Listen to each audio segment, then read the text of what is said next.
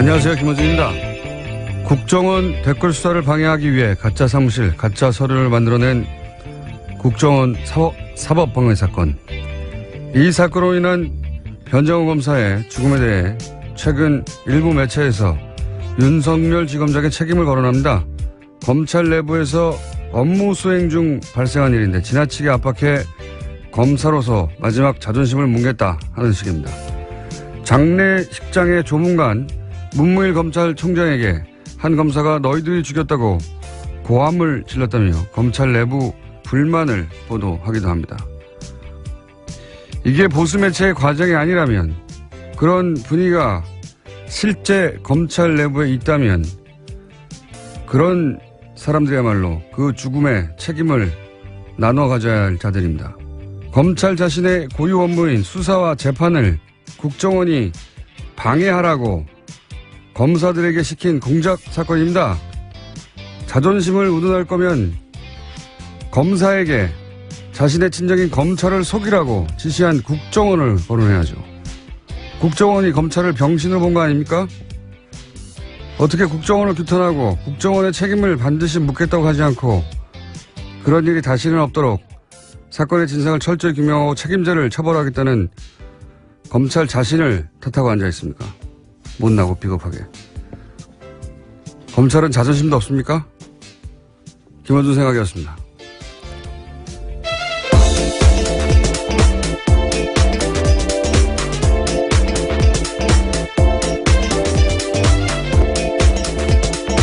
시사인의 김은지입니다. 요즘 그런 기사가 많이 나와요. 네, 그렇죠. 네, 검찰 내부가 어떻다느니 주로 보수 매체 중심으로. 근데 이제 화를 내야 되는데 상대가 무서운 상대면 대신 화를 쏟을 상대를 찾아요, 보통. 네.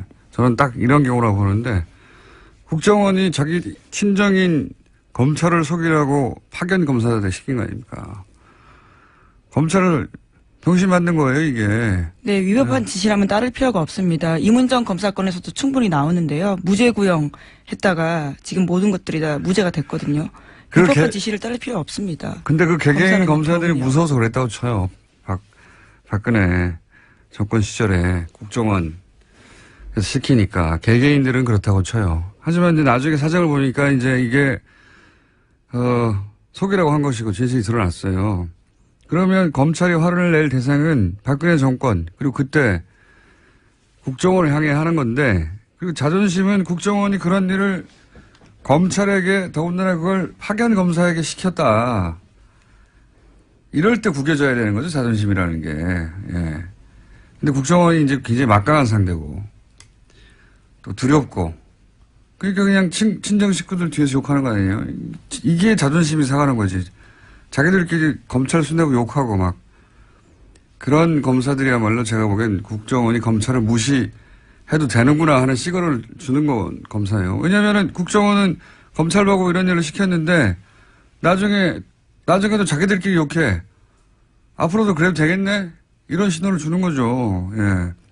진짜 자존심 상황은 그런 거죠. 그래서 검사들 분위기가 심상치 않다. 그런 기사는 검사들을 두 번 병신으로 만드는 겁니다, 이게. 그런 기사를 보는 우리 시민들은, 뭐야, 이 바보들은. 예. 자존심도 없이. 그렇게 생각하게 만드는 거예요. 예.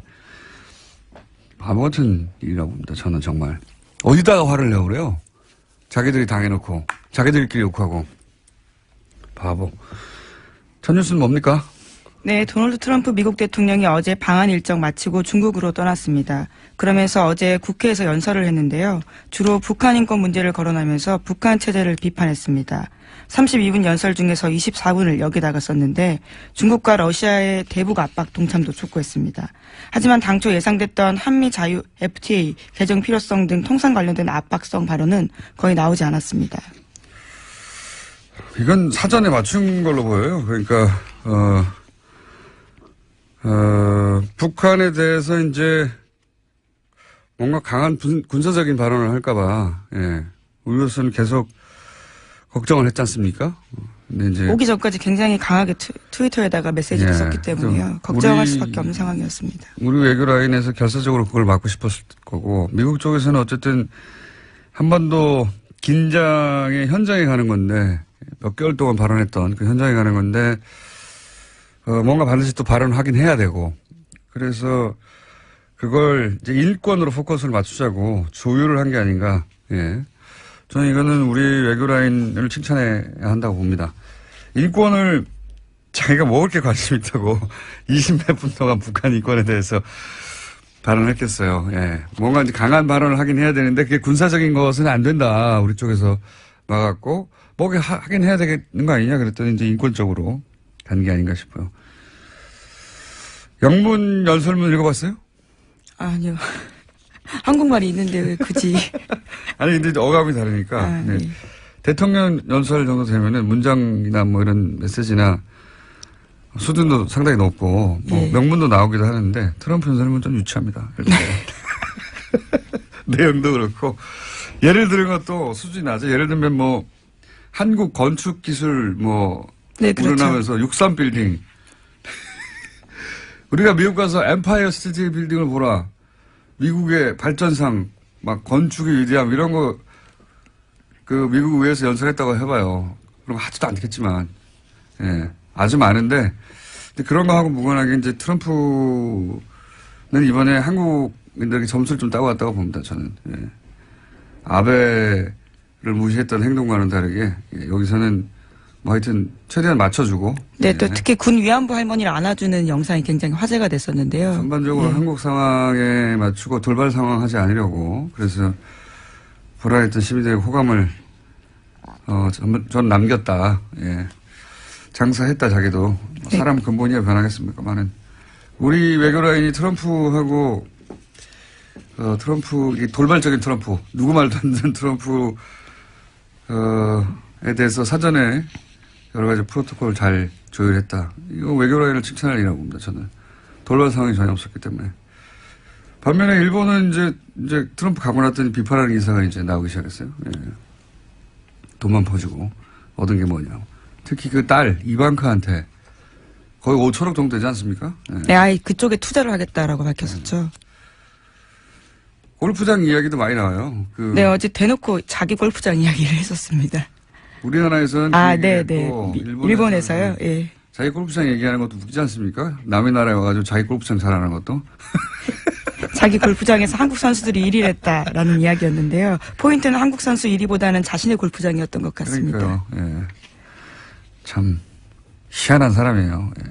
어쨌든 자기 골프장 실컷 광고했고, 근데 일본에서 이제 아베하고 어제도 잠깐 소개했지만 일본에서의 아베 행동이나 아베 이번 외교에 대해서 일본 내에서도 이제 미국에서는 벌써 예, 노예적 상황이라고 아주 굴욕적인 표현을 했는데 일본 내에서도 이제 비판이 나오더라고요. 돈 많이 썼다는 거하고 골프 관련해서는 거기서 이제 정상 외교 어떤 뭐랄까요 내밀한 뭐 스킨십을 올리는 예, 예. 그런 거 한다고 하지 않았냐 그랬더니 실제 뭐 대화록이 없어요.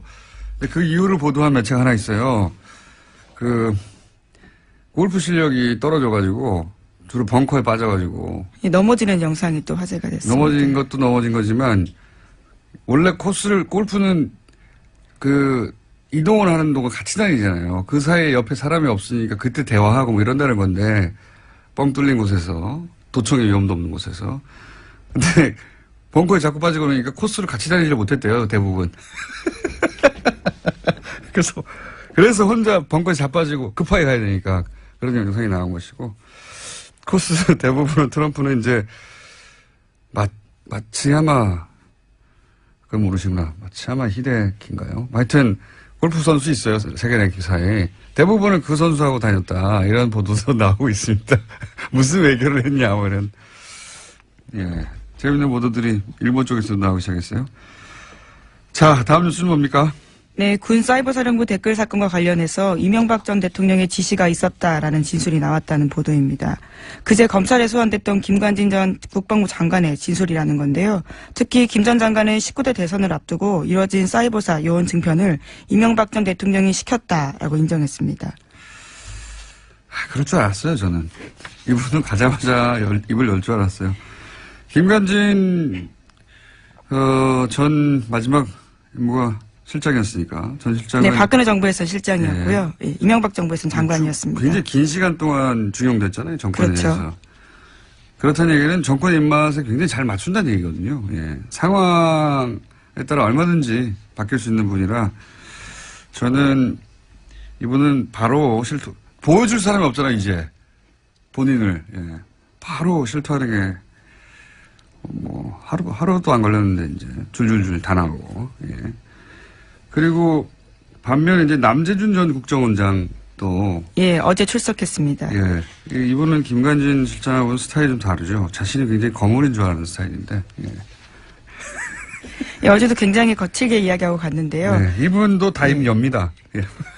왜 그러냐면 이분 본인이 거물인 줄 아는 스타일이거든요. 대선 출마도 막 하고 막. 예, 실제로 예, 그렇죠. 예, 본인이 정점에 올라 있는 분이라고 착각하는데 국정원에는 이렇게 다른 출신으로 와서 국정원장 하고 지나가는 사람들한테 국정원 별 관심 없어요. 관심 없는데 대단하다고 생각하는 분들이 이제 검찰 조사를 받기 시작하면 본인이 거물이 아닌 것을 깨달아가는 과정이거든요. 예. 거물이 아닌 걸 깨달으면 또 입을 다 엽니다. 이분도 많은 이야기를 하실 것이다. 저는 전망하는 바입니다. 자, 그래서 드디어 이명박 전 대통령으로부터 지시를 받았다는 이야기가 처음으로 나왔어요. 예, 당사자의 진술이기 때문에 굉장히 중요합니다. 이명박 전 대통령도 포토라인에 설 가능성이 커지게 된 건데요. 전 대통령이고 지금 바로 직전 대통령이 수감돼 있으니까 정치적 부담이 있어서 시간이 좀 걸리겠죠. 여러 가지 더 많이 쌓아서. 다만 이제 이 뉴스를 보고 원세훈 전 국정원장이 갈등하겠죠. 나도. 예, 같은 댓글 혐의이기 때문에. 예. 내가 입 다물고 있는 게 무슨 사연이 있나. 뭐 이런 생각을 하지 않겠나. 예, 다만 김관진 전 장관 같은 경우에는 댓글 활동 목적에 대해서는 정치 관여가 아니라 대북 사이버전 일환으로 생각했다라는 이야기는 계속해서 하고 있습니다. 그건 이제 자기하고 직접 연결되는 거니까요. 예. 자기 거는 빠져나가고, 예. 남의 건 다 줄 거예요.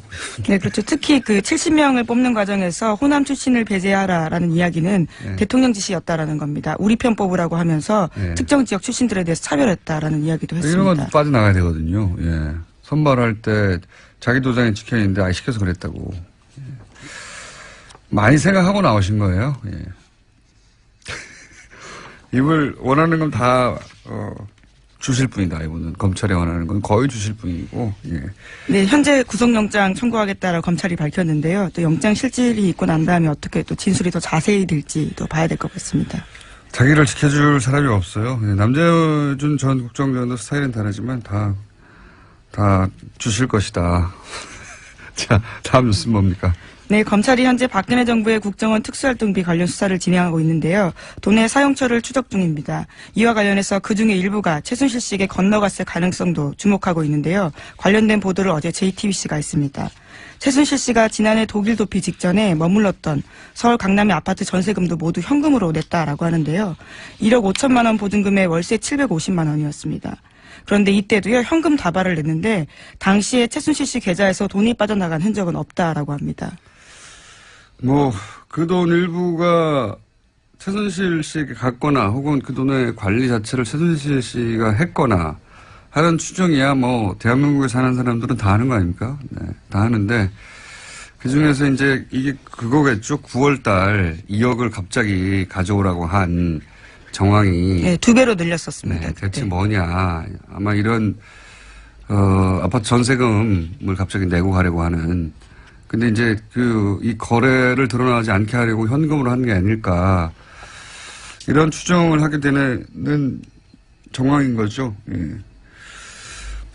본인은 부인할 테니까 이걸 어떻게 입증할지는 검찰의 목입니다만, 예.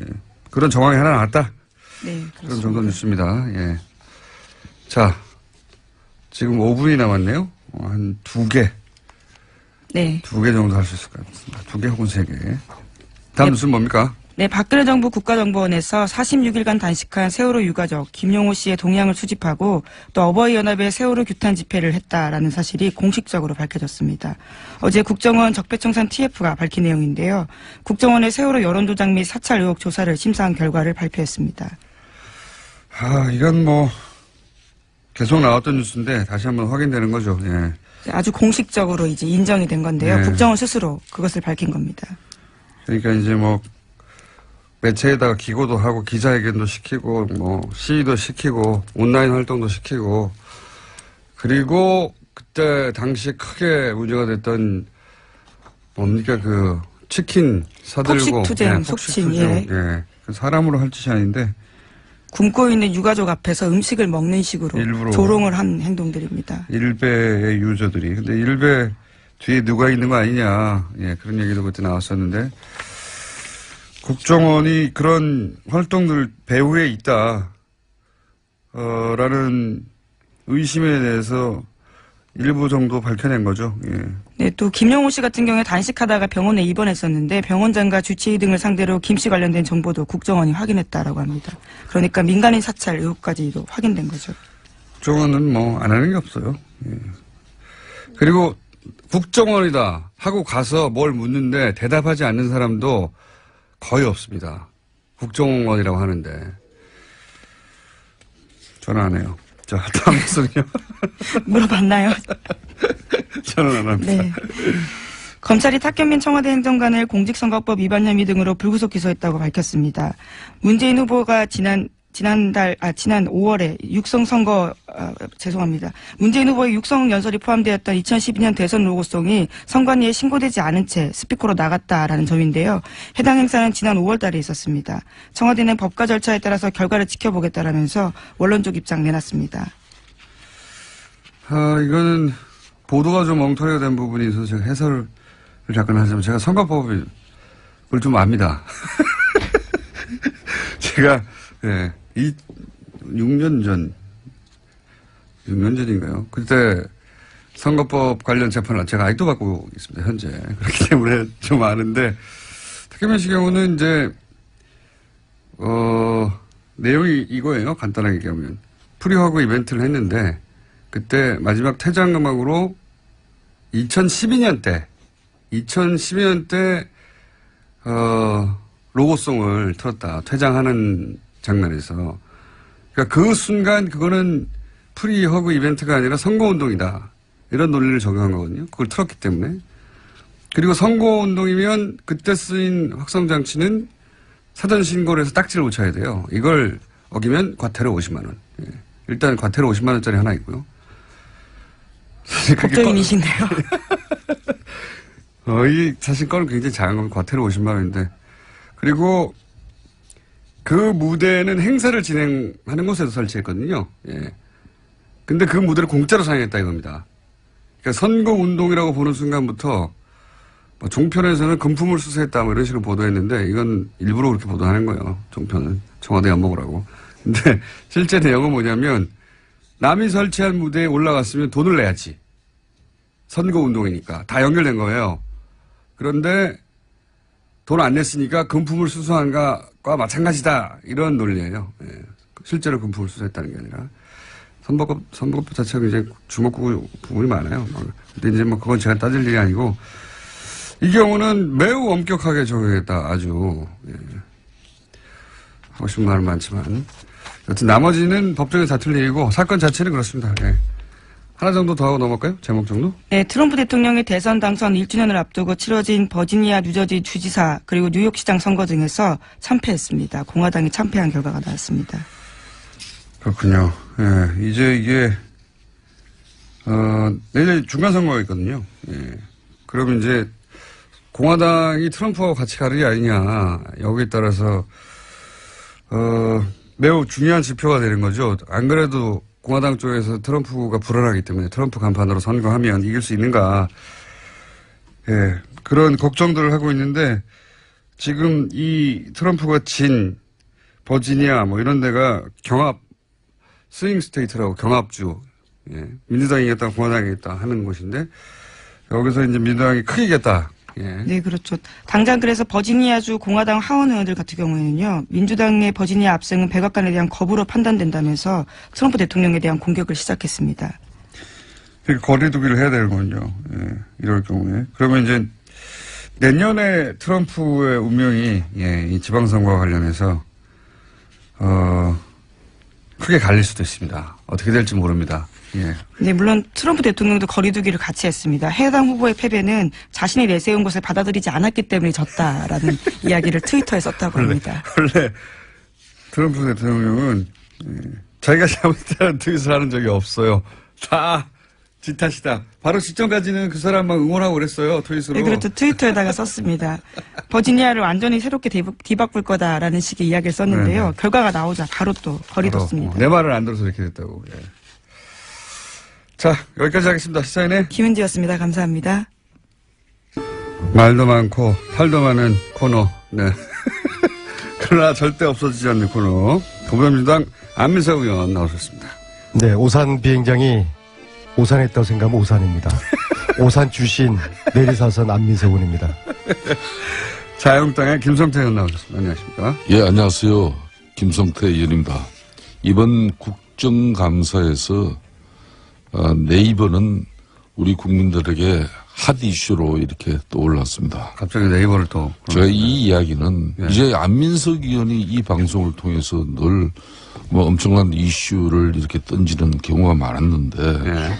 제가 하나 알려드리려고 하고 있습니다. 어떤 걸 알려주세요? 기대가 되는데 예. 성남시에 이재명 시장이 성남시장이 그리고 이재명 시장이 구단주로 있는 성남에는 프로축구단 성남 FC가 있다는 거 알고 계시죠? 네. 문제는 이 성남 FC에 네이버가 저소득층 지원을 위한 시민 단체를 거쳐서 39억을 지원을 했어요. 이 시민 사회단체는 희망살림이라는 이런 애초에 본연의 네이버가 예. 여권의 지자체장 그러니까 이 희망살림이라는 있는 곳에 이 단체는 잘했네요. 저소득에 그러니까 성남 지역의 저소득층의 부채 탕감을 위해서 2012년도에 설립됐어요.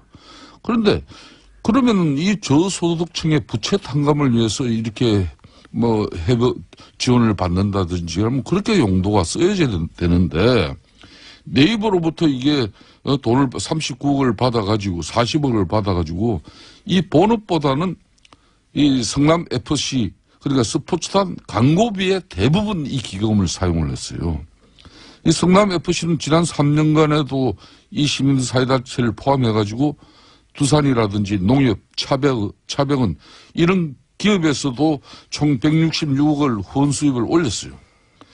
그런 측면에서 일각에서는 이게 대가성 논란이 이제 발생이 되고 있습니다. 제가 왜 이야기를 오늘 꺼냈는가 하면요. 예. 최순실 국정농단의 그 중심이 미르 K재단이라는 안민석 의원님 잘 아시죠? 그건 좀 너무 비약 아닙니까? 아닙니다. 제 이야기를. 이거는 성남판 미르 K 스포츠 대단이에요. 예? 좀 많이 하신 것 같은데. 아니, 왜냐면은. 그러면 아니, 여기서 최순실은 누굽니까? 이 사건에서. 그거야, 뭐, 누구보다 잘 아시는 김호준. 제가 이러면은, 성남 FC의 구단주가 누굽니까? 이재명 시장이 지금 최순실이에요? 이재명 때리게 하시는 겁니까? 아니, 때린다기보다는 이번 국정감사에서 네이버가 2015년, 2016년에 시민사회단체 그런 시민사회단체인 희망살림에 법인 회비 명목으로 지원한 40억 중에 이거 진짜 서민들 영시한 그 사람들의 빚 탕감 운동을 하는 사업비를 이 사업비 명목으로 40억 중에서 네이버가 40억을 줬는데 그 중에서 39억을 이 프로축구 성남 FC 그거는 유니폼 알겠습니다. 로고 근데 왜 난데없이 저 말씀을 하시죠? 이런 엄청난 이 상황이 벌어졌는데도 불구하고 왜 민주당에서는 이와 관련한 제대로 된 진상규명과 자, 그러니까 여기 입장이 나오지 않고 있습니까? 이재명 시장이 최순실이다 이거 아닙니까? 한마디로 하면. 그 이재명 시장을 저희 인터뷰 한번 해볼게요. 아니 그러면은 예. 성남시장이면은 이렇게 성남시에 있는 프로축구단 성남 FC에 이렇게 순수하게 지원하는 그 지원은 별도로 받아야 되는 거지. 왜 희망살림이라는 이런 시민단체, 이 시민단체는 저소득층의 가계부채 탕감을 위해서 설립된 그런 본연의 임무가 있는데 보는 일로 받아가가지고 알겠습니다. 왜 예. 불러주냐 말이에요. 이건 대단히 잘못된 이런 한마디로 지적은 일이 있는 것도 안민석 의원께서도 맨날 뭐 자유한국당 뭐 그리고 이명박 다스 뭐 이렇게 하고 뭐 이런 것만 하지 마시고 자체 내부도 좀 뒤다보세요 좀. 저는 이번 국정감사를 정점으로 정치인의 사명과 임무는 국민들을 잘 먹고 잘 살게 하기 위한 것이다. 그래서 정책과 비전 위주의 의정 활동으로 확 180도 전환을 했습니다. 저는 저런 이야기에 네. 별 관심도 없어요. 더 이상. 네. 예. 이제는 뭐 최순실 자금 찾는 것도 안 하시는 겁니까? 그거는 좀 그것만 마무리. 빼고. 예, 네, 그것만 빼고. 그거는 예, 그거 문제는 끝나지 않은 전쟁을 문제는 수행해야죠. 그거는 저희가 이 예. 네이버가 이제는 이 40억을 성남시에 그러니까 희망살림에 기부한 그 달에 예. 네이버가 제2 사옥이 필요했어요. 근데 그 제2 사옥의 허가가 공교롭게 그달 납니다. 무슨 얘기인지 알겠습니다. 예. 이 부분은 김성태 의원님이 뭐 문제 삼고 싶으신 부분은 네이버에서 성남시 쪽에다가 지원을 하고 성남시 쪽에서는 제2사옥에 대해서 허락을 하였다. 이런 얘기죠. 왜? 뭐 특혜 준 게 있어요? 의혹이죠, 의혹. 특혜 준 게 있어요? 아니 그 공교롭게 그렇게 맞아 떨어져요. 네. 그 우연이겠죠, 그거는. 왜 우연이죠? 네이버가 이렇게 성남시에 분당 정자동인가 어디에 의원님, 그건 충분히 알았고요. 제가 이재명 시장을 이거는 최순실하고 등치시키는 거는 그건 좀 너무 과하신 거예요. 이건 내용을 저희가 모르니까 한번 이 부분도 이 부분을 저희가 도 이제 이런 부분도 저는 국민들 먹고 사는 문제만 관심이 있어요. 일단 내용을 의원님도 모르고 그러니까 안민석 의원님도 모르고 저도 몰라서 요거는 저희가 빠른 시간 내에 이재명 시장님 연결해가지고 사정을 확인해 보겠고 어쨌든 지금 문제 삼으신 것은 성남시하고 네이버 사이에 물밑에서 무슨 나는 딴 거래가 거는 있는 게 아니에요. 아니냐 이거죠. 아니 성남시가 희망살림이라는 시민사회단체를 설립한 것은 저소득층의 빚을 탕감해주기 위해서 말 그대로 좋은 일로 만드는 거예요. 의원님 충분히 말씀하셨어요. 그러면은- 쓸데없는 말씀하시 그만하시고 진도 나갑시다. 네. 아니 의혹을 제기하셨기 때문에 그 부분에 대해서는 아는 사람이 답을 해요. 저희는 알지를 못하기 때문에 내용을. 저는 의혹도요. 제가 저런 건 좀 과거에 최순실 추적을 많이 했지 않습니까? 발로 뛰면서 최소한 저런 말씀하기 위해서는 내부자의 김아무개의 정언에 의하면 그런 거 정도는 이야기하셔야죠. 어디서 프린트해가지고 자료 찾아가지고 말씀하시면은 그 별 신뢰성이 없어요. 조선비즈에 실린 거예요. 보세요. 조선비즈. 예. 이게 지금 현재 자유한국당 정치보복대책특위에서 그 위원장이 김성태 의원님이시죠? 그렇습니다. 그 첫 번째 터트린 게 이재명 때리기 저겁니까?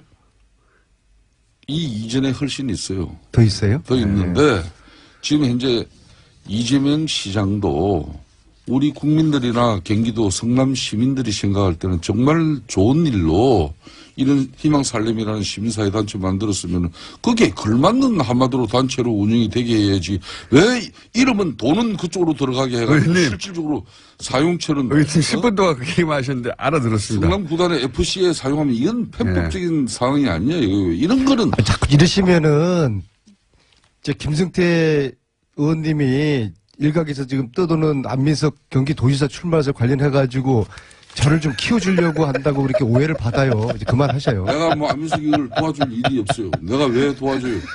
네? 아니 우리 당과 우리 정권을 그렇게 망친 당신에게 내가 왜 도와줍니까? 저는 최순실 재산 특별법 통과되기 전에는 저는 아무것도 안 합니다. 저는 당직도 안 맡을 거고요.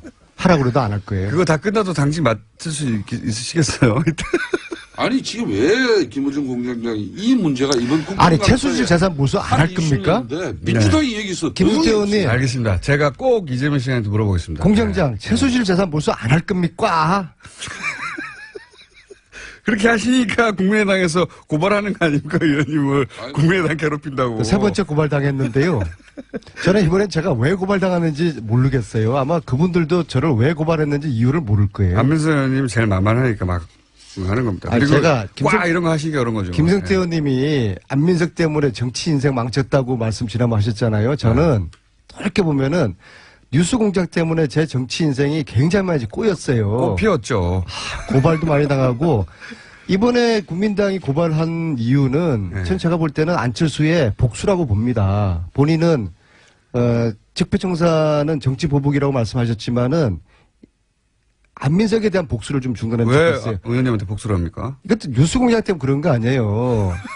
박근혜 같은 혼밥족일 수 있는 그런 의심을 제가 그런 말을 한 게 아니고 제기했더니 의원님이 그런 말을 하신 거 아닙니까? 그래서 국민당이 난리가 난 거 아닙니까? 그래서 그거 화날 수 있죠. 당연히. 뉴스공장은 이런 겁니다. 안철수 지금 대표께서도 예. 웬만한 뭐 정치적 그 공격이나 예. 뭐 이런 거면은 조금 지나면 잊혀지는데 예. 이런 사람 자신의 이미지에 관한 부분이에요. 안철수 그러면 혼밥하는 사람으로 알고 있고, 예? 그 혼밥의 문제 제기를 그렇게 실질적으로 혼밥하는 사람으로 만들고 아주 인색한 사람으로 상임위에서 동료 의원들한테 밥도 한 그릇 안 사는 사람으로 안 사는 게 뭐랄까 아니라 그거를 자꾸 밥을 안 샀다기보다는 안민석한테 안 샀다고 그렇게 소통을 잘 안 했다 이런 의미죠. 차 한 잔도 안 마시고 아니, 그렇게 모르는 밥 한 끼 사람이 같이 안 먹었다 그 안민석이에요. 말씀을 한 것이죠. 그런 그래서 안민석이한테 박근혜와 같은 혼밥족일 가능성을 대선 후보로 나온 안철수에 대한 그런 실체를 제가 제기를 한 건데 어쨌든 그러면 안철수 그 대표가 그 당하실 만하고요, 제가 당시에 보기에는. 이래야 되는 거죠. 야 아니요 나하고 밥 한 끼 먹자.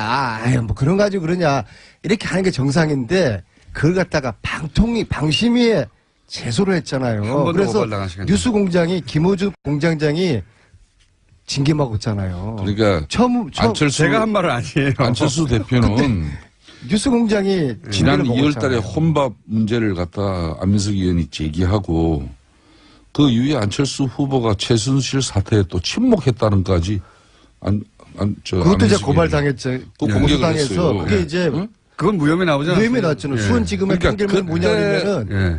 안민석 의원의 주장은 아주 객관적이고 과학적인 데이터 분석에 의해 가지고 과학적이란 말까지는 안 했죠. 과학적이라는 게 있습니다. 있어요, 진짜로? 사이언티픽.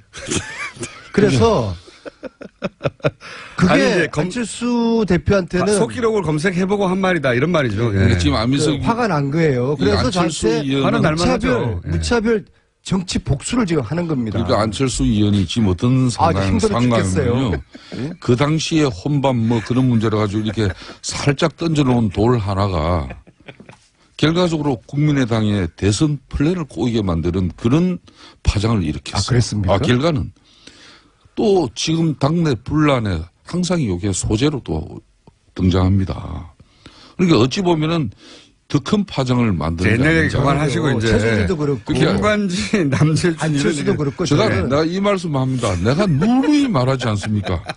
안민석 의원 말에 휘둘리면은 정치 인생이 꼬이고 안민석 의원한테 놀아나면 패가 망친다. 저는 이제 국민 초병으로서 편한 얘기 좀 하세요, 두 분 다. 이러이렇습니다라고 말씀하시는 거예요. 김관진 이번에도 공장 요이하게 왜 내가 고발당한지 국민들한테 알지 되는 고발당했으면 왜 본인이 뭔가 잘못했으니까 윤석열과 안철수가 고발당한 저렇게 거지. 싸우는지를 말씀드려야 되는 거 아니겠어요? 제가 그랬어요. 제가 제출한 최순실재산 몰수법 여기에 이게 최순실의 저주입니다. 이 몰수법에 국민당 의원들이 반 뺏겨 서명하지 않았다. 그래서 소극적이다라고 이야기를 하니까 작년 연말에 국민당은 당론 발의했는데 안민석 의원이 허위 사실을 방송에서 이야기했다. 그랬던 거 아닙니까? 의원님 그래서 제가 억울한 거 알겠고요. 사과를 예. 했어요. 그럼 법정에서 해결하시고요. 국민당이 발의만 해놓고 아무것도 안 해서 난 몰랐다. 아마 안민석 의원이- 공장장도 몰랐을 거예요. 그래서 내가 사과를 했어요. 페북에. 그런데 그 다음날 저를 검찰에 고발을 하더라고요. 자, 축하드리고요. 안민석 자, 예? 네이버가 그러니까 무성해 의원이 야 이거 너무 옹졸하고 치사한 거 아니냐. 초딩같이 왜 이러냐. 좀 이야기합시다. 그래서 그랬더니 윤석열 안철수하고 지금 전쟁이 벌어지고 있는 겁니다. 말씀하세요. 안민석 의원님.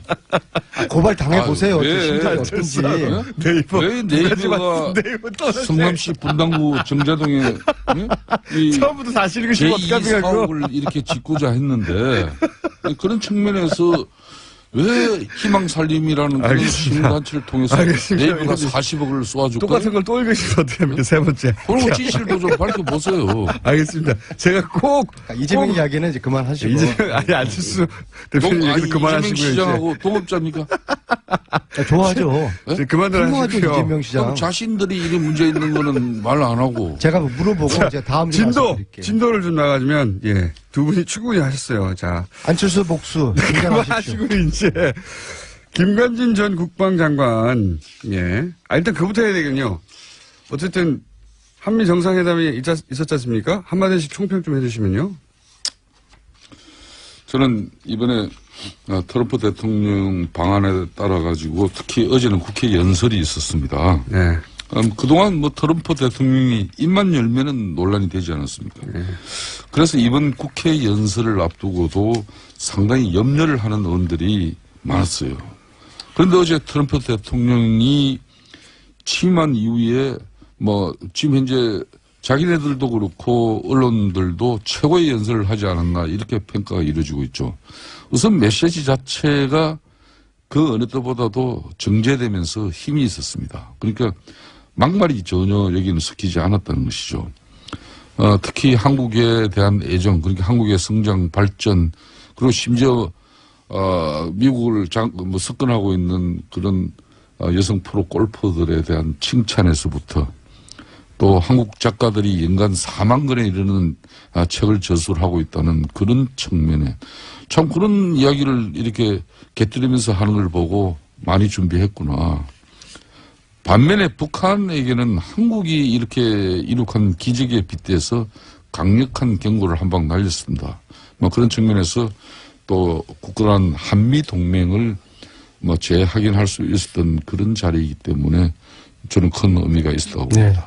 제가 지난 6월에 공군 1호기 대통령 전용기를 타고 특별 수행원으로 미국 갔을 때만 하더라도 트럼프와 문재인 사이에는 묘한 의구심과 불신이 흘렀어요. 트럼프 쪽에서는 문재인 대통령을 향해서 혹시 공산주의자 아닌가, 커뮤니스트 아닌가라는 의심을 가지고 설마 있었고, 공산주의까지 생각했지만 실제 어쨌든 그렇습니다. 그다음에 신뢰가 없었다 이거죠. 문재인 네. 대통령 쪽에서는 트럼프 너무 통제가 안 되고 이 예측이 불가능하다 그랬는데 몇 달 사이에 이번 특히 방미를 통해서 예. 방문을 통해서 두 정상의 이 신뢰가 굉장히 많이 돈독해졌다는 걸 느낄 수 있었고. 만찬에는 초대 못 받으셨죠? 자, 두 번째요.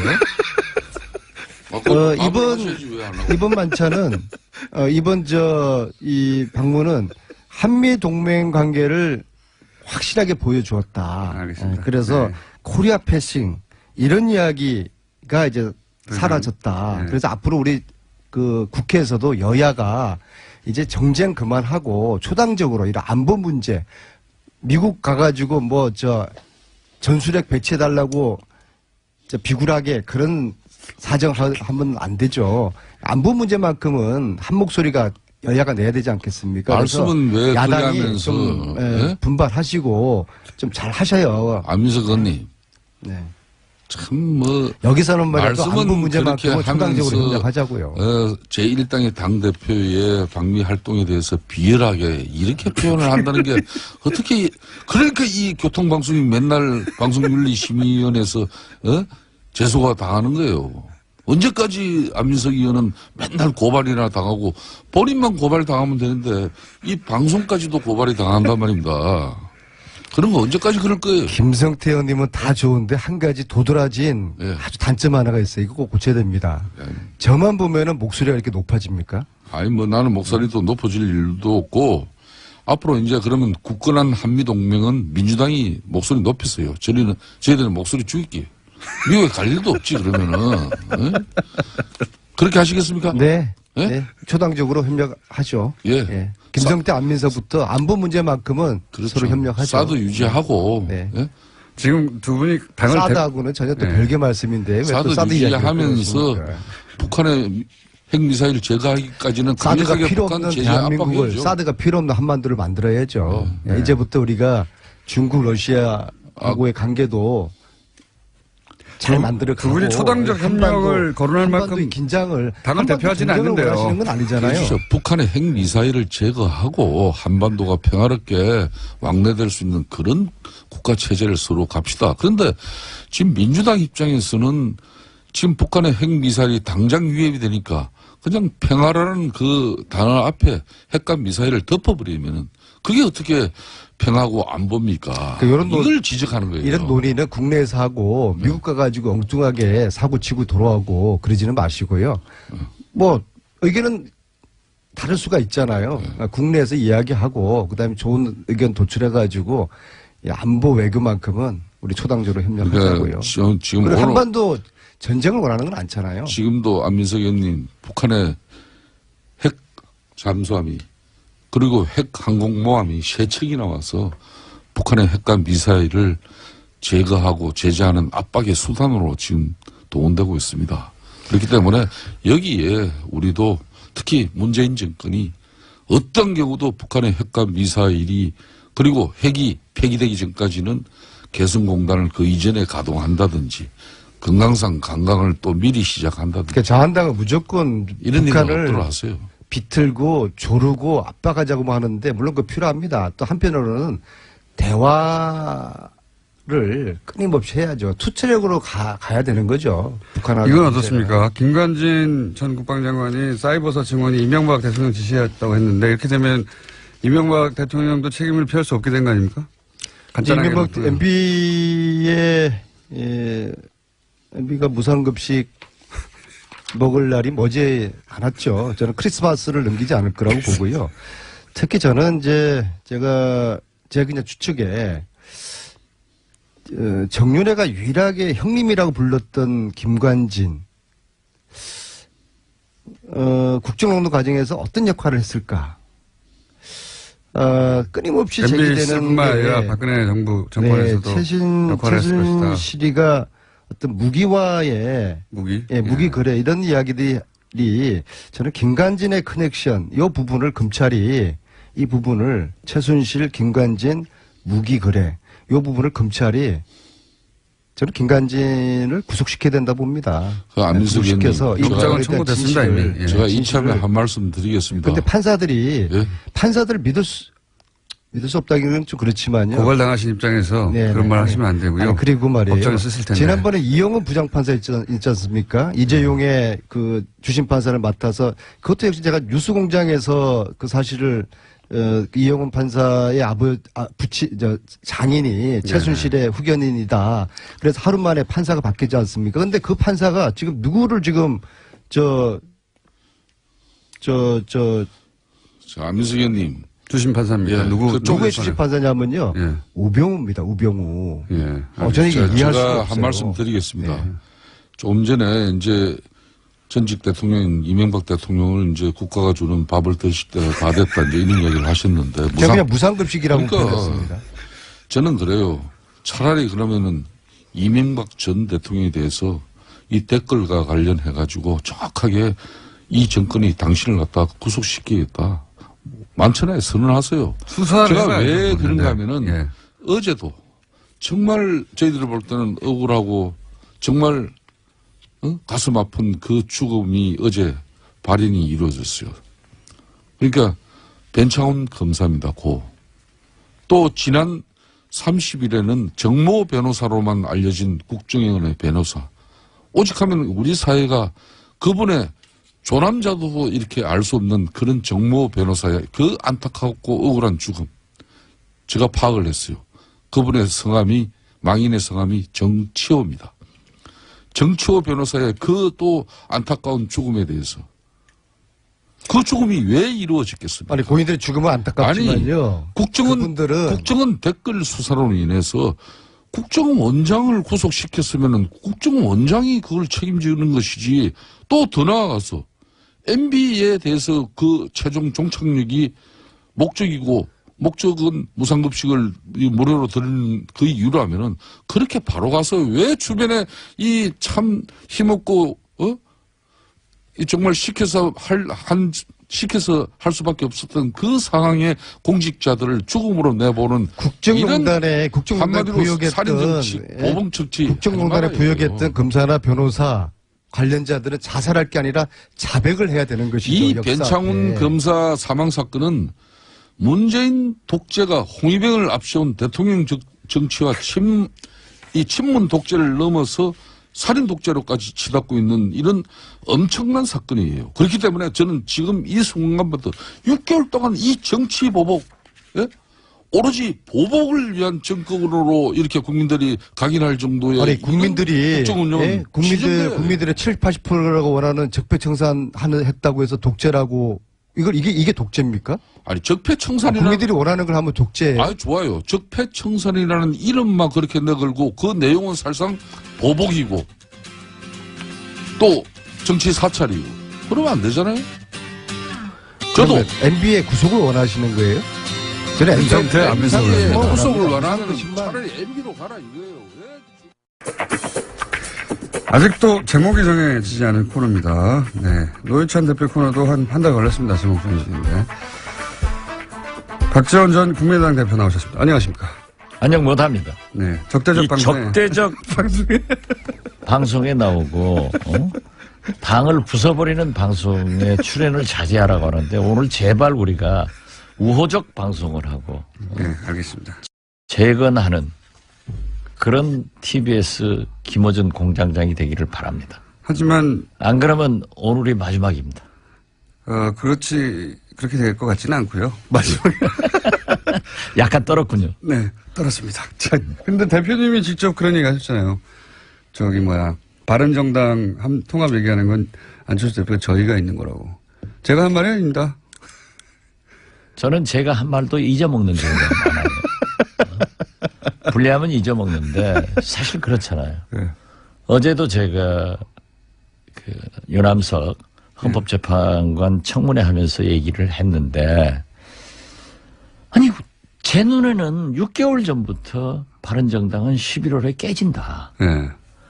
실체가 없는 거다고 어떻게 통합연합연대하냐. 오래전부터 얘기하셨죠. 네. 네. 그런데 어제 하고 이제 나머지 11명. 대여섯 분 가요 또. 그렇게 보십니까? 네. 1차 탈당했을 것이다. 그런데 역시 홍준표야. 홍준표 대표가 어제 문을 닫았다. 그 이상 받지 않겠다. 예. 이것은요. 예. 무슨 의미인지 아세요? 당분간은 요대로 가다가 나중에 또 온다는 거 아닙니까? 그러니까 공장장밖에 못하는 거예요.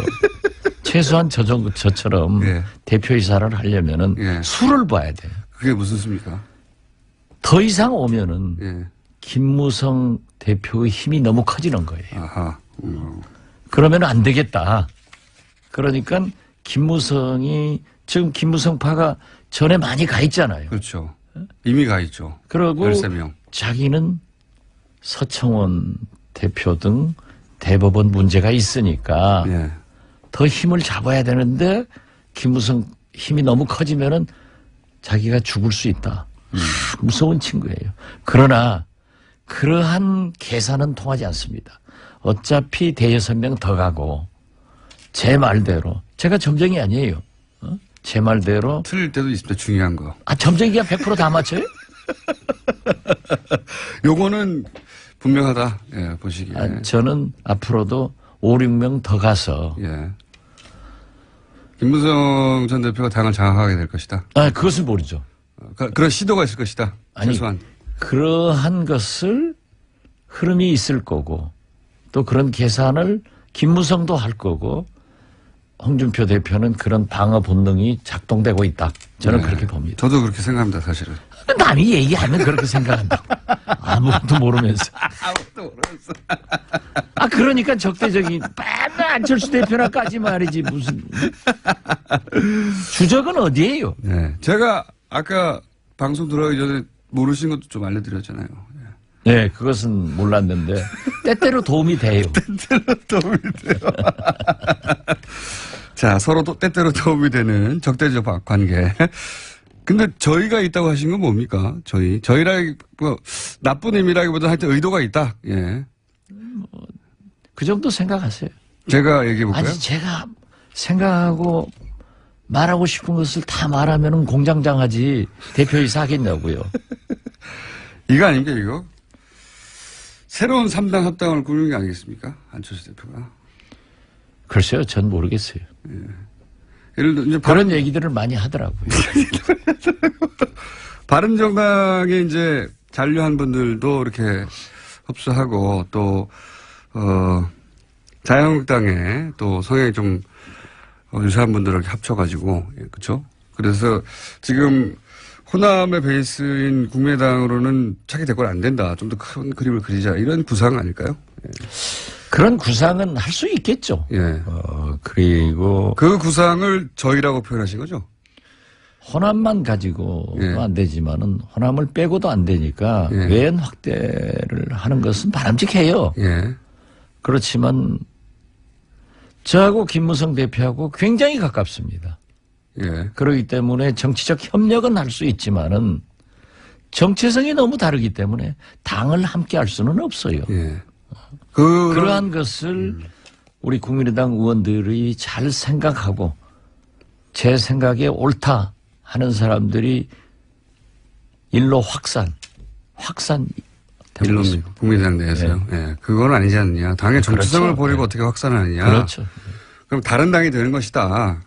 근데 이제 다른 당이 된다니. 그 정체성이 슬쩍 넣어서 예. 또 적대적 파괴적 그런 것으로 몰아가지는 마셨어요. 안철수 대표는 그런데 이제 그런 그림을 그리시는 걸로 보여집니다. 예. 그 과정에서 이제 대표님이 말씀하신 대로 안철수 대표가 그림은 잘 못 그리는데 미술 성적이 그렇게 안 좋으신 분이에요. 그러니까 그 그림은 틀렸다라고 말씀하시는 거잖아요, 대표님은. 한마디로 말해서. 저는 그렇게 녹록하지 않을 거예요. 예. 그런 그림이 서로 있다 하더라도. 한국당에 예. 또 사실 공화당, 민정당, 민자당, 새누리당, 한국당으로 이어지는 보수 세력도 만만치 않은 사람들이에요. 결코 만만치 않습니다. 예. 결코 만만치가 않은 게 아니라 그분들은 고기도 잘 먹어본 사람이 잘 먹는다고 예. 역대 정권을 잡았기 때문에 그 보통 사람들 아니에요. 그렇게 쉽게 털도 안 뜯고 닭 먹으려고 하면 안 돼요. 그런데 이제 지금 대표님처럼 생각하시는 분들이 당내에서 그래서 소위 이제 비안을 구성하고 뭐 탈당이 있을 수도 있다는 보도도 있고 하는데 탈당은 없겠죠. 예. 그건 말이 안 되는 것 같습니다. 저는 지금 말이죠. 예. 우리 국민의당이 다시 한번 절호의 기회가 온 겁니다. 어떤 의미에서 그렇습니까? 바른정당이 깨졌지 않습니까? 예. 총선 민의대로 3당제가 됐어요. 예. 이렇게 되면은 저는 가장 공경에 처할 분이 문재인 대통령입니다. 손을 내밀 수밖에 없겠죠. 예. 그리고 우리는 국민의당은 선도 정당이 될 수 있는 거예요. 개원 초심으로 가서. 그거 항상 주장하시는데. 아니 글쎄 예. 그걸 안철수 대표가 김동철 대표가 알아야 돼요. 그걸 모르지 않습니까? 지난번에 제가 가르쳐줘도 몰라요. 이게 답답하다는 거예요. 그러니까 선도 정당이 돼서 미리 치고 나가가지고 그 자리에 선점하고 있다가 저쪽에 필요해서 손을 내밀면 그래 잡아주고 이런 유리한 위치에 갈 수 있다는 그런데 거예요. 그 예. 잡아주는 것이 예. 민주주의를 위해서 정의로운 대한민국을 위해서 개혁을 위해서 잡아줘야지 수구 세력 적폐청산 안 한다고 MB 잡는 것하고 똑같아요. 그럼 버림받는 거예요. 예. 이 국민이 무엇을 요구하느냐에 그 손을 잡아야 되는 거예요. 아니, 저도 그러면은 그렇게 생각하는데. 문재인 대통령도 민주당도 국민의당 아니면 아무것도 못해요. 저도 그렇게 생각하는데. 그래서 박근혜는 이미 잡아놓고 MB도 청산하고 다수 주인도 찾고 다수는 누구 겁니까? 그것도 모르면서 지금도 지난 시간에 MB 거라고 하셨죠. 예. 누가 했어요? 대표님이 직접 하셨죠. 그러면 대표님하고 고발 당하십시오. 수강료는 내야죠. 아니 근데 저도 말씀하신 게 상식적이지 않습니까? 뭐 당연히 정부에서 표가 필요하고 사람이 필요하고 그러면은 손을 내밀게 되어 있는데 그래서 그 자리에 먼저 가서 선도적으로 차지하고 있으면 되는데 그게 이제 그렇게 보이는데 왜 그 자리에 안 가고 계속 그냥 정부를 공격하는 것만 하죠? 그게 주적의 설정을 잘 예. 못하고 있는 것 같아요. 그렇죠. 저는 예. 지금 대통령께서 한미 정상회담을 어느 때보다도 성공을 시켰습니다. 예. 우리는 굉장히 불안할 걸로 알았거든요. 불안불안했습니다. 네. 예. 트럼프 대통령이 와서 북한 무력 침공하겠다 했으면 쑥 빠뜨는 거예요. 그렇죠. 유엔에서도 막 말하는 사람인데. 예. 그런데 국회 어제 연설을 하는데요. 예. 저래서 힐러리한테 이겼구나. 예. 기가 막히게 하더라고요. 립 서비스 아주 중요했죠. 립 서비스가 정치입니다. 그런데 지금 예. 대통령이 해외 또 나가셨잖아요. 예. 7박 8일. 이 정치 금도가 대통령이 해외 나가시면은 가급적 국내에서 정쟁을 안 만들어줍니다. 우리나라 정치 금도가. 예. 또 야당 대표가 해외 나가더라도 국내 정치 문제는 얘기 안 하는 거예요. 보통은 안 합니다. 예. 그런데 안철수 대표는 독일 통일 문제, 이스라엘 안보 문제, 4차 산업혁명의 흐름을 보러 가겠다 해놓고 가서 우리 당내 문제만 얘기하니까 저 양반이 독일에 있는지 이스라엘에 있는지 여의도에 있는지 몰랐단 말이에요. 적폐청산의 복수라는 어딘도 사용. 그래서 나는 추적을 잘못 설정하고 있다. 근데 그 이유가 뭘까요? 왜 그렇게 대부분의 국민들이 알고 있는 사안을 당 대표가 되신 분이 그걸 뭘까요? 여기서 얘기하면은 또 적대적 방송에 당을 부숴버리려고 한다. 그거 참. 그 이유가 답변할 수도 뭘까요? 없고. 이유가 왜 그걸 추적? 내가 얘기하면 안 된다니까요. 그러면 대표님 말고 얘기할 사람이 세상에 아무도 없지 않습니까? 저희 없어도 이 흐름이 중요하니까. 흐름이요? 어떤 흐름입니까? 몰라요. 이유는 아시는 거죠? 아시는데 말하기 곤란하시는 거죠? 말하면 분란으로 되니까. 분란은 이미 일어났지 않습니까? 아직은 그렇지 않아요. 그래서 거듭 말씀드리지만은 우리 당이 개원 초심 그대로 가서 국민 속으로 들어가서 국민과 함께 정치를 국회를 이끌고 가자. 그 리더십이 안철수한테 다시 나와야 된다. 저는 이걸 말씀드리는 거예요. 1번. 뭉치면 살고 해치면 죽는다. 1번. 위대한 이승만 대통령의 말씀을 지켜야 돼요. 1번 문재인 대통령이 미워서 2번 보수의 손을 내밀어서 보수를 좀 끌어안으려고 그래야 신상 3당 합당 구상이 가능해지니까 1번 2번 다 합쳐서 3번 뭡니까? 그렇게 공장장처럼 심플하게 생각하는 사람들은 제4차 산업혁명 시대를 못 살아요. 4번 뭡니까? 4번. 그건 딱 입력된 인공지능. 저는 단순하고 그럼 대표님 예. 인공지능은요, 입력된 대로 하는 거예요. 힌트 주십시오. 힌트. 그렇지만 우리처럼 이렇게 다양한 예. 굉장히 철학적인 이런 사람들은 복합적으로 생각하기 때문에 때로는 말하지 않는 것이 좋아요. 혹시 이런 거 있는 건 아닙니까? 혹시 국민의당은 이제 호남을 베이스로 한 정당인데 그것이 본인의 발목을 잡는다고 생각해서 좀 탈호남하려고 하는 의도도 그 안에 좀 있는 거 아닙니까? 그것은 수정된 것 같아요. 수정됐습니까? 네, 처음에 당대표 나오려고 할 때 네. 저하고 많은 얘기를 했는데 최소한 그때는 보수 중도 햇볕 정책 탈호남하고 바른정당과 통합 이런 얘기를 했는데 제가 절대 안 된다는 것을 얘기해서 전당대회 때는 거듭 말씀드리지만 국민의당은 DJ다 이렇게까지 했는데 요즘 또 바뀌고 있으니까 그걸 우리가 당대표니까 제가 잘 모시면서 고쳐야죠. 왜 웃어요? 당대표로서 리더십이 상실됐다고 이상돈 의원은 얘기하는데 이미 당내에서는 말을 듣는 사람이 없다고. 뭐 다양한 의견이 있는 게 당입니다. 네. 두 가지 의견밖에 없는 거 아닙니까? 한 사람은 따르거나 안 따르거나. 그런 것은 아니고 저도 자연스럽게 얘기하잖아요. 안 따르시는 걸로 자연스럽게 얘기하시고 있는데. 따르는 것도 있고 안 따르는 것도 있지. 그럼 제가 따라다니면 요즘 부모 형제도 안 따라요.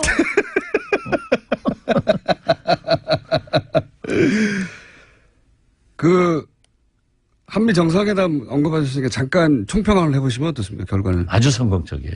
성공적이었다. 네. 예. 잘했어요. 특히 성공적인 부분이 뭡니까? 우리가 가장 큰 게 남북 문제 그리고 북한 핵 문제인데 그 강한 역사를 얘기하면서 비교를 하면서 한국의 발전상 북한의 잔혹사 이러면서도 미국은 힘을 가졌다. 전 세계 어떤 나라도 미국에 덤벼가지고 잘된 나라 없다. 힘으로 평화를 이룩하겠다. 너희도 예. 대상이다. 그러나 당신들의 미래는 열려있다. 네. 대화의 문은 열려 있다. 단 핵을 폐기해라 하고 구두 경고를 하면서 희망을 준 것. 이건 아주 잘했고요. 문재인 대통령이 제가 볼 때 한미 정상회담, 트럼프의 국회 연설 이런 것들로 해서 지지도가 상당히 올라갈 것 같아요. 잘 다룬 것 같아요. 예. 많이 올라갈 거예요. 네. 그렇지만 또 그런 정치란 게 그렇지도 않아요. 또 내려올 왜냐하면 트럼프가 너무 했잖아요. 일자리 창출하라. 네. 한미 FTA. 목이 많이 자라는 거죠. 그러면서 750억 달러를 가져가 버렸단 말이에요. 네. 84조. 물론 5년간 우리가 살 것 사고 투자할 것 투자해야지만은 이걸 꼭 국회에서 그렇게 얘기를 하고 자기 국내용으로 자랑할 수 있느냐. 이런 것도 문제고. 그럼 뭐 트럼프 지금 제가 그 e스포츠, 제가 문화관광부 장관 할 때 네. e스포츠라는 이름을 명명한 위대한 사람입니다. 제가. 그 문제도 녹록지 않게 흘러가는 것 같아요. 그런 것 같습니다. 예. 예. 그렇기 때문에 참 호사다마라고 또 악재도 나오고. 뭐 어떤 정권이나 그렇죠. 항상. 그렇죠. 예, 뭐. 그렇기 때문에 그런 데서 문재인 대통령이 어떤 리더십을 발휘하느냐. 이게 굉장히 중요한 거예요. 리더십 얘기하니까 또 바로 안철수 대표가 탁월한 리더십은 아니지 않습니까, 현재? 그렇게 자꾸 예. 우리가 지금 문재인 대통령을 얘기하는데 아니, 거기다 국민의당의 대고 사정이- 안철수 적대적으로 표현하니까 저보다 방송 나가지 말라 한다니까. 예. 그럼 나오실 거잖아요, 근데. 안 나와요. 이번 주는 요걸로 마지막으로 안 나오실 거죠? 이 서청원 녹취록은 왜 공개를 안 하는 건가요? 그건 서청원한테 물어봐야지. 왜 저한테 물어봐? 아니, 국민의당에도 있지 않습니까? 저는 몰라요. 아시면서. 몰라요. 지난주부터 아시면서. 참, 그 모르면 모른다고 하지. 제가 김어준 공장장입니까? 대표님 주신 거 아니에요? 저는요. 예. 어쨌든 아는 것은 하십니까? 다 얘기해요. 불리하면 얘기 안 하고. 그건 간두어도 예. 우리가 나설 필요 없어요. 이게 그쪽에서 문제가 나오긴 나옵니까? 결국은? 어디서든 간에? 국민의당이든 아니면 서청원 대표 쪽에서든. 서청원 대표가 그렇게 얘기했으면 역사는 숨기는 게 아니에요. 그렇게 이명박 대통령, 김관진 장관, 국정원 모두 숨기다가 다 나오잖아요. 곧 나올 거예요. 곧 나올 것이다. 그래서 제가 얘기했잖아요. 서청원 대표가 이길 것이다. 결국은. 예. 그렇게 되면, 만약 그렇게 되면은 김무성 전 대표가 다시, 직접 당대표로 나가진 않겠지만, 그쪽 계에서 누군가가 나와서 당대표를 하거나 원내대표를 하지 않을까요? 12월에 원내대표 있는데. 뭐 글쎄 그건 제가 얘기할 수 없지만은 예. 그럴 가능성이 있죠. 김무성이 사라지지는 않죠. 그렇죠. 예. 예. 박지원이가 사라지겠어요? 제 얘기를 해야지. 대표님은 절대 사라지지 않죠. 예. 그건 제가 잘 압니다. 절대 사라지지 않는다. 그러면 곧 예, 사라지게 할 수도 없다. 예. 상무 정도로 승진되겠어요. 당 내부가 얼마나 심각하게 갈립니까? 우리요? 예. 뉴스가 하도 많이 나오길래. 예. 항상 지금 우리 국민의당이 그렇게 좀 내분 있고 꿀렁꿀렁 안 하면은 뭐 TV에 나오겠어요? 신문에 나오겠어요? 여기서 얘기하겠어요? 그거라도 해야지. 그거라도 절대 나쁜 거 아니에요. 저놈들 망한다. 저들 망해야 된다. 저것도 망해야 된다. 그러지만은 낭떠러지로 떨어지는 경우가 거의 없어요, 정치는. 그렇죠. 또 예. 웃고 손잡고 나오면서 10년 만에 이민간 동생 인천공항에서 만난 것처럼 웃고 나와요. 오늘 아침에도 예.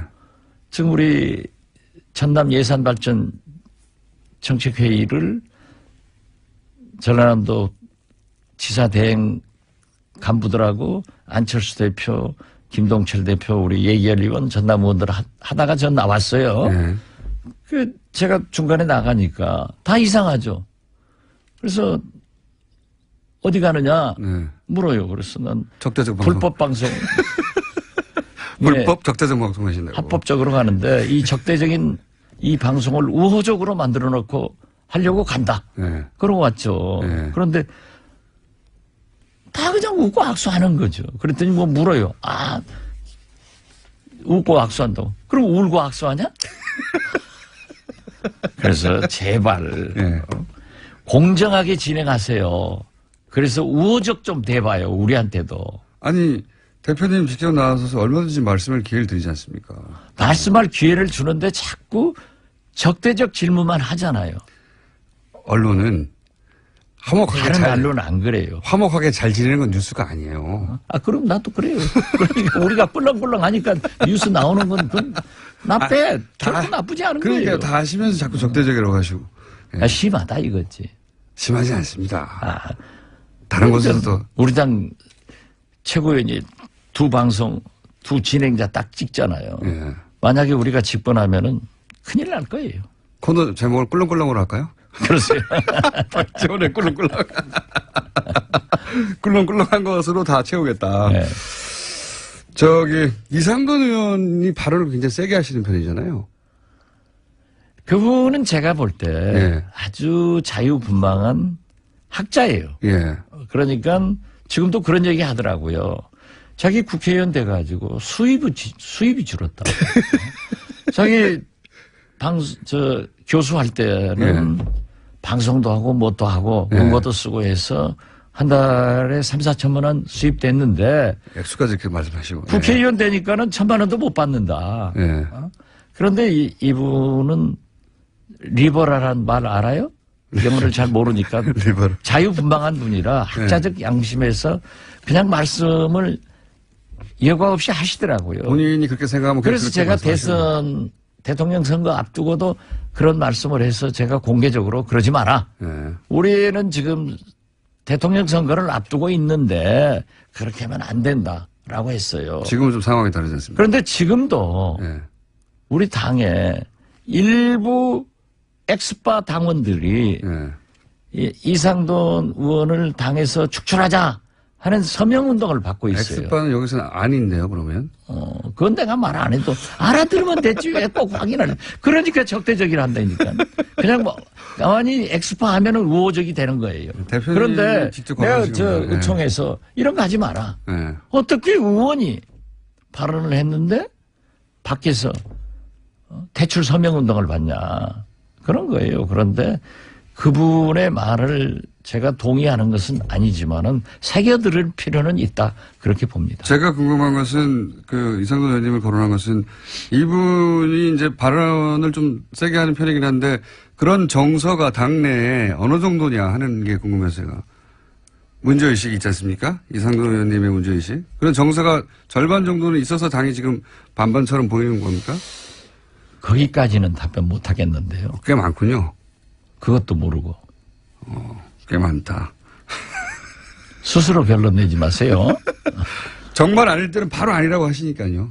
답을 못 하실 때는 대부분 이제 그럼 그렇게 알아들으면 될 거 아니에요. 알아듣는 걸 굳이 말해야지 또. 지금 예. 이 교통방송 듣고 있는 청취자들의 지적 수준이 예. 김어준 공장장보다 훨씬 높아요. 제가 이 코너를 유지하기 위해서 대표님한테 항상 반수 접어주고 갑니다. 계속 당하는 역할로. 상관없습니다. 말만 많이 하시면. 아니, 그럼 실제로 붙어요. 바른정당에서 더 탈당한다고 말씀하셨잖아요. 저는 그렇게 봅니다. 타이밍을 언제로 보십니까? 아마 전당대 후에 전당대 후에. 그리고 정기국회 금년 12월 말까지는 상당수가 탈당할 겁니다. 그래서 사실상 뭐 5, 6명 정도 남는 네, 저는 그렇게 봐요. 미니 정당이 되지 않을 수 없다. 네. 예. 유승민 의원이 대표가 다시 되겠죠? 뭐 당연히 되겠죠. 그렇죠. 예. 국민의당은 분당이나 탈당 없이 그냥 가겠죠? 한동안. 그죠? 그건 모르겠어요. 그건 모르겠어요. 아이고, 이게 제일 센 말인데, 그건, 그럴 수도 있습니까? 모르겠다니까요.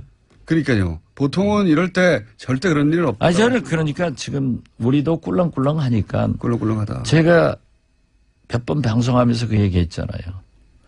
정치는 나의 불행이 당신의 행복으로 안 갑니다. 반드시 전이 되거든요. 예. 당신이 깨지면 우리도 깨질 확률이 많아져요. 이 패션이 있잖아요. 언제 깨집니까? 언제 그런 꿀렁꿀렁이 옵니까? 패션이 있는데 예. 우리도 꿀렁꿀렁하고 예.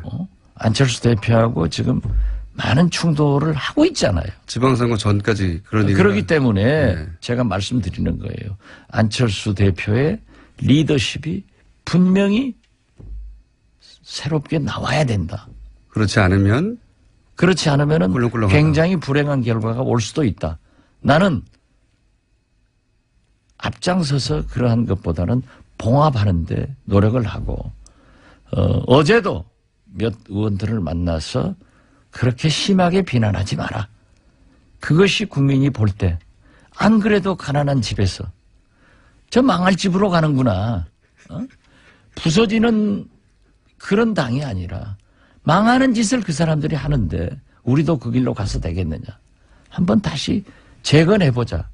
그렇게 저는 건설적인 사람이에요. 하지만 상황은 그런 방향으로 갈 수도 있는 위험이 오늘 있다. 또 건너가 예. 정대철 이런 분들 오찬을 한다고 그래요. 예. 어제하고 어제도 잠깐 우연히 조우를 해서 의견을 나눴지만 저는 그분들에게 절대 그래서는 안 된다. 조금 기다려달라. 또 한번 만들어보자. 예. 라고 했지만은 흐르는 물을 제가 어떻게 막을 수 있어요? 그러니까 그게 언제쯤 그런 일이 벌어질 수도 있습니까? 지방선거 전에 그런 일이 벌어질 수도 있습니까? 가능성이? 제가 바른정당은 점쟁이가 딱 맞았는데 예. 이 점쟁이라는 게 또 때로는 자기 일을 막힐 때가 있어요. 자기 일을 잘 못 맞출 때는 있습니다. 그래서 지금 제가 막히고 있으니까 예. 나는 보이지만 아직 말하지 마라. 그렇게 보이시는 게 있군요. 인공지능처럼 입력된 것만 얘기하면 안 된다니까. 그래서 AI한테 인간이 이기는 거예요. 알겠습니다. 네. 잘 알아듣겠고요. 예. 그런 실력을 저 아니면 못 들어요. 자, 말씀 안 하신다고 했지만 다 하고 가시는 박지원 전 국민의당 대표였습니다. 감사합니다. 예, 감사합니다. 불친절한 AS. 오늘 문자가 많이 왔네요. 예. 이재명 시장님 많이 거론돼가지고 불러서 얘기 듣자는 문자 많이 왔고요. 박지원 대표님 코너명도 많이 왔습니다. 박수무당, 불놀이야, 다 하시면서 꿀렁꿀렁. 자, 많이 왔네요. 제목 보내주시고요. 숨은 다스 찾기 제보. 예. 어제 공장장 안녕 뒤에 환경부 캠페인 다 쓰고 빈병 반환 캠페인에서 다 쓰고가 나왔다고. 예. 메리 크리스 다스로 바꾸지 않습니다. 네. 3호선, 지하철 3호선에서는 출입문 닫습니다가 아니라 닫겠습니다라고 합니다. 고발 왔네요. 왜 동참하지 않냐고. 예. 4호선에서는, 원래 녹음 멘트는 출입문 닫겠습니다인데 요즘 직원분이 직접 라이브로 출입문 닫습니다로 바꿨어요. 인천 2호선이었습니다. 저희가 방송드린 것은 닫겠습니다라고 방송하는군요.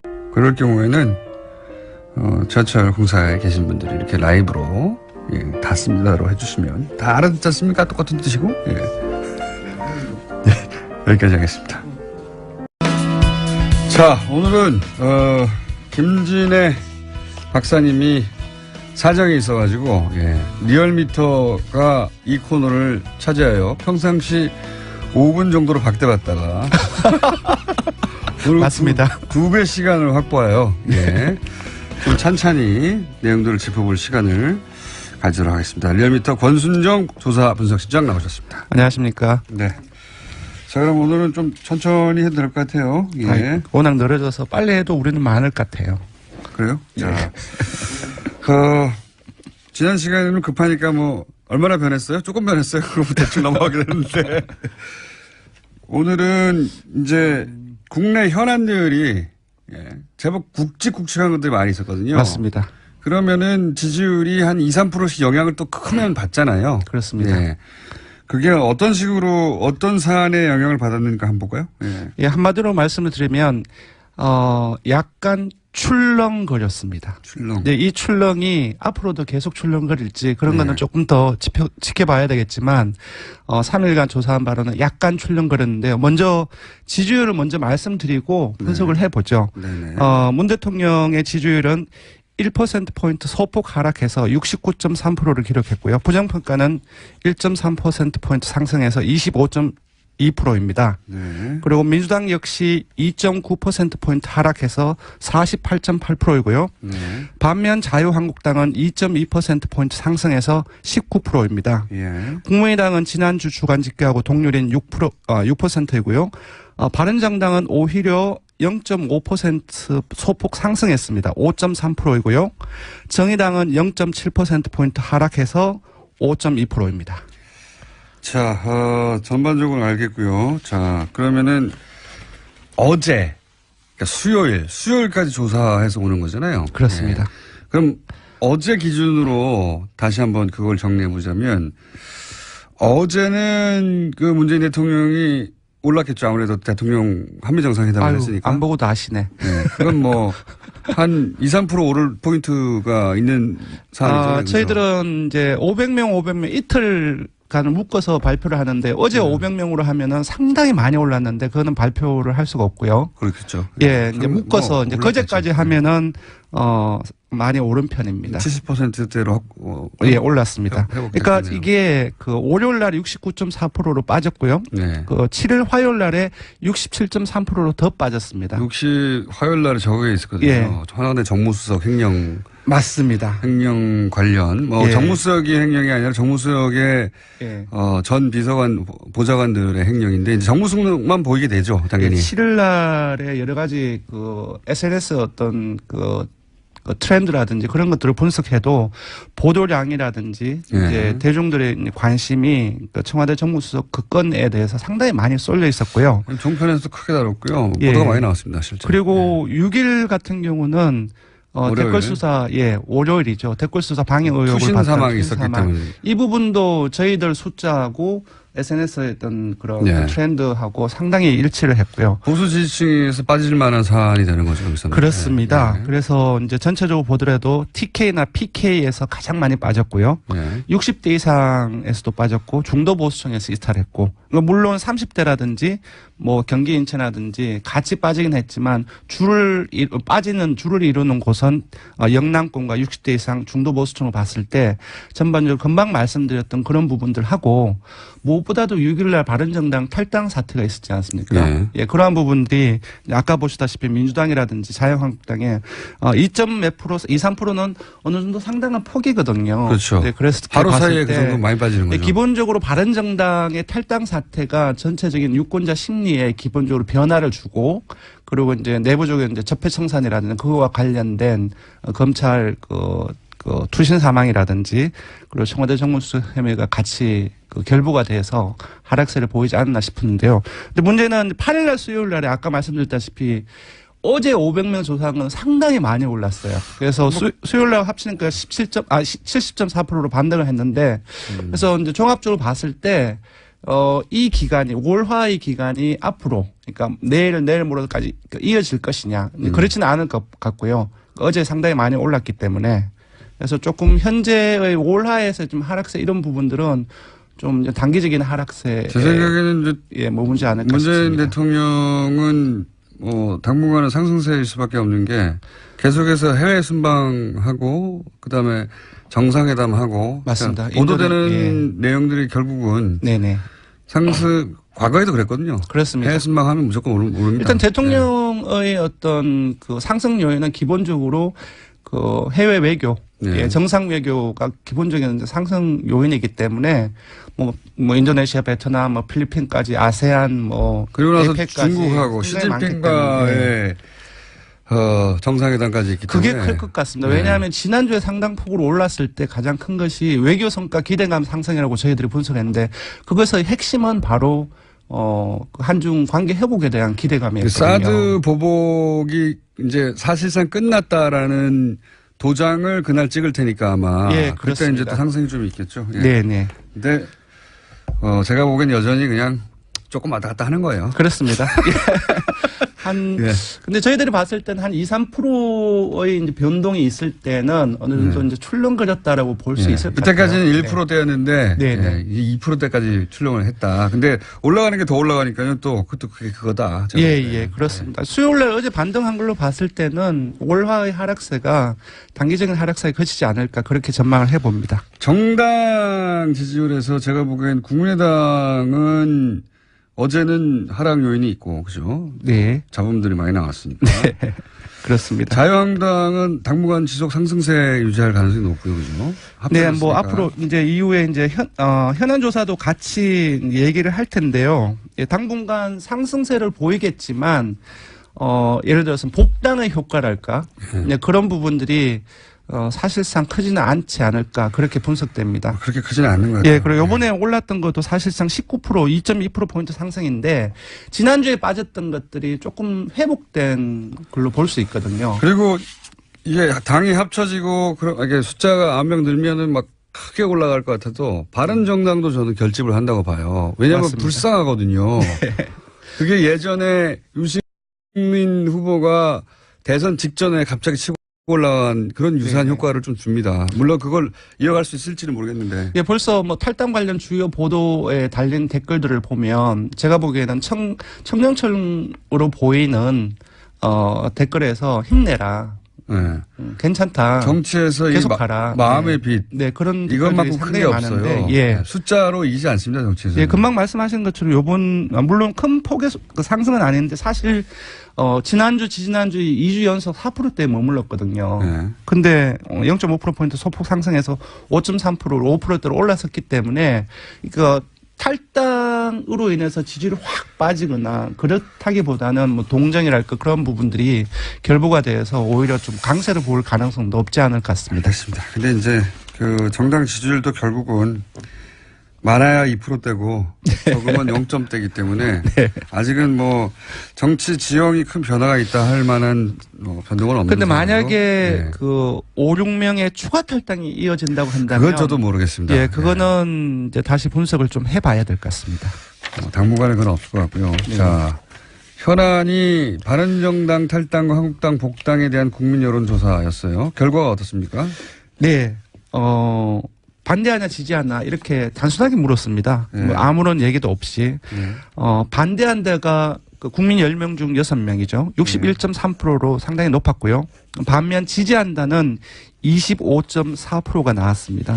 그중에서 매우 반대가 한 절반가량의 47.9%가 나왔고요. 그리고 되게 재밌는 것은 뭐 물론 그렇겠지만 한국당 지지층에서는 지지가 79%, 반대가 12%, 반면 바른정당 지지층에서는 반대가 87%, 지지가 11%. 너무 당연하죠. 예, 예. 상당히 극명하게 엇갈렸습니다. 그러니까 지금 바른정당을 지지한다고 계속 남아있는 사람들은 네. 더 이상 추가 탈당이라든지 그런 걸로 인해서 그 한국당으로 그 이탈할 가능성은 상당히 좀 낮은 걸로 볼 수 있고요.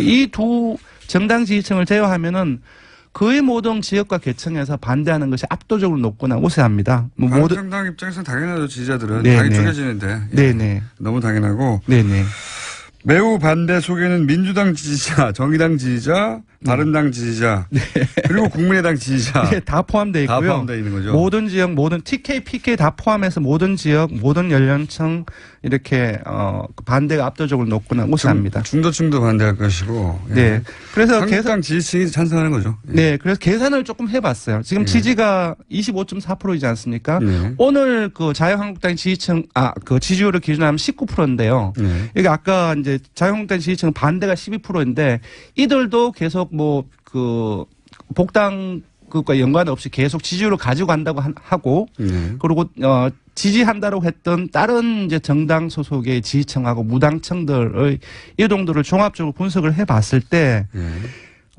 최대 상승을 해봤자, 최대 상승을 해야 20%에서 21% 정도예요. 지금 지지율에서. 자유한국당이 이제 복당 효과를 최대한 누리고. 네네. 지금 현재의 언론, 그러니까 여론 지형에서 보자면 한 네네. 20% 초반대까지는 올라갈 수 있을 것 같다. 네네. 20%에서 21%. 그러니까 20% 전후니까